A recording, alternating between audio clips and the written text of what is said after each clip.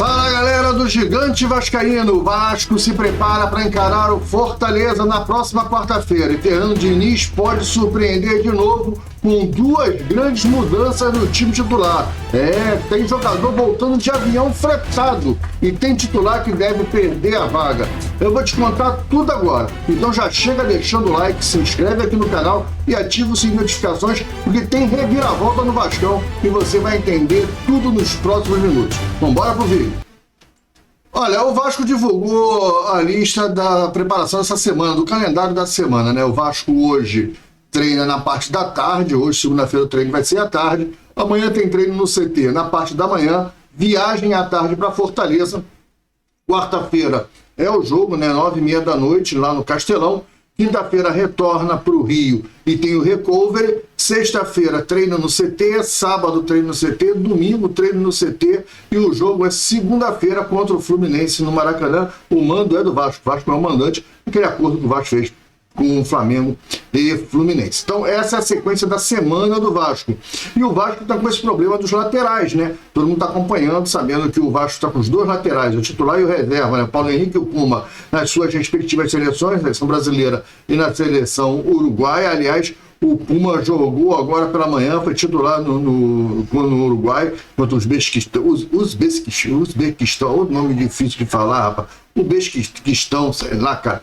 Eu sei que já jogou e aí já tá voltando. O Vasco fretou um avião, diferente do Paulo Henrique, o Vasco fretou um avião do Puma vir pro Brasil, mas o voo não é direto, tem escala, se não me engano vai fazer 2 escalas. Uma delas faz uma escala em Paris, porque tem que abastecer a aeronave, verificar, etc, para poder voltar pro Brasil novamente. Então o Vasco inseriu o Puma aí nesse voo fretado e tá trazendo o Puma direto. O Puma deve chegar em Fortaleza na quarta-feira de manhã.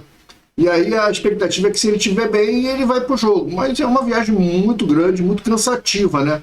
Mas pode ser que ele vá pro jogo assim mesmo. Já o Paulo Henrique, o Vasco não vai fretar o voo para ele. Ele vai vir num avião especial da CBF. A CBF conseguiu um avião especial pro Paulo Henrique. E mais alguns jogadores do Campeonato Brasileiro, Vitinho e tal, esses todos vão vir. E ele chega em Fortaleza na quarta-feira, no final da tarde. A expectativa é que chegue 5 horas, 5h30. Deve estar chegando no hotel umas 6 horas, 6h30 da noite. Para o jogo 9h30, vai ficar mais difícil para o Paulo Henrique. Tempo de recuperação, tempo de descanso, né? Ele vai descansar no avião. Pô, já andou de avião, amigo? Falar um negócio desse? Já andou de avião? Ele não vai vir de primeira classe, dormindo, deitadão. Não vai vir, cara. Não vai vir de executiva. Mas não vai vir de econômica, né? Mas pode ser uma executiva que já é um pouco melhor. Mas não vai vir de econômica, mas também não vai vir de primeira classe, cara. Pode cair na real. E aí, cara, não tem essa de descansar em voo. É muito difícil, para atleta, né? Para atleta, eu durmo tranquilo. Mas atleta, cara, tanto problema na perna grande, o espaço às vezes é pequeno. Cara, não sei que o Paulo Henrique não é um cara tão grande assim, mas enfim. Ele é um cara com muito poder físico. Ele vai ser titular no jogo do Japão. Tá todo mundo falando que ele vai ser titular no jogo do Brasil amanhã. Então, é um dia menos, né? O Puma tá vindo de um lugar mais perto e mesmo assim vai chegar na quarta de manhã. O Paulo Henrique sai de terça-feira do Japão para chegar quarta quase à noite. É bem difícil. Mas mesmo assim, o Diniz está treinando o time com o Tietê. Depois do problema com o Paulo Ricardo, lateral direito, que sofreu uma lesão no pé e estourou o ligamento, vai ter que fazer cirurgia, né? O Vasco ainda não definiu o tempo de recuperação, mas o pessoal está falando que é no mínimo 5 meses, então só para o meio do ano que vem que esse menino retorna, né?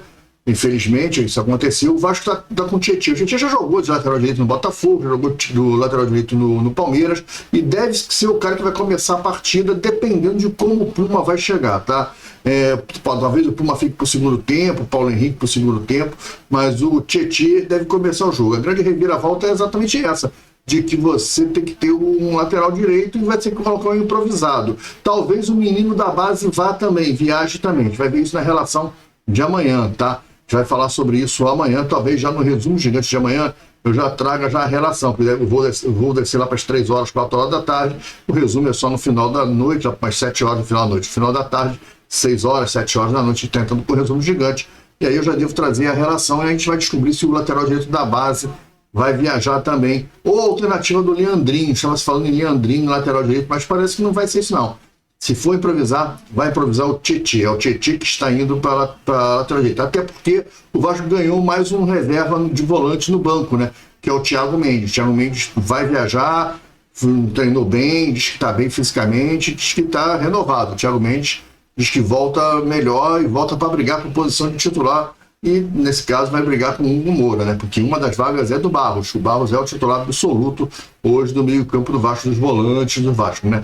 Já a linha de 3, Ryan, Coutinho e o Nuno Moreira vai sofrer uma mudança. Provavelmente o Ryan vai ceder o lugar para o Andrés Gomes. O grande reviravolta no time do Vasco. Essa eu acho que é a reviravolta, né? Com o titular absoluto vai perder a vaga. Eu não estou falando do Ryan, estou falando do Verratti. É o Verratti que vai perder essa vaga. O Ryan deve passar para centroavante, posição dele de origem, né? E o Andrés Gomes entrando no time. Então a linha de 2, né, é o Hugo Moura e Barros. A linha de 3 com Andrés Gomes, Coutinho e Nuno Moreira. E o ataque, o Ryan. Isso porque o Vasco entende que não vai ficar com a bola o tempo todo amassando Fortaleza. O Vasco entende que vai ter que ser um jogo mais reativo, um jogo de transição rápida, de saída da defesa do ataque rápida, e você precisa ter jogadores no ataque que saibam conduzir a bola, que saibam tocar a bola, que saibam fazer uma jogada 1-2, que saibam driblar, de a fundo segurar mais a bola, para poder, se o time está jogando lá atrás, você dá uma bola para frente, cai no Andrés Gomes, ele não pode sair disparado que nem um louco, ele tem que carregar a bola olhando quem está chegando.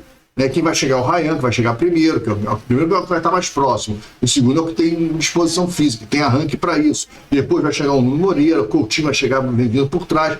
Então o cara tem que saber segurar a bola, saber driblar, levar a bola para o fundo. E você não tem esse tipo de jogo com o Verratti. A bola bate no Verratti e volta para o ataque dos caras.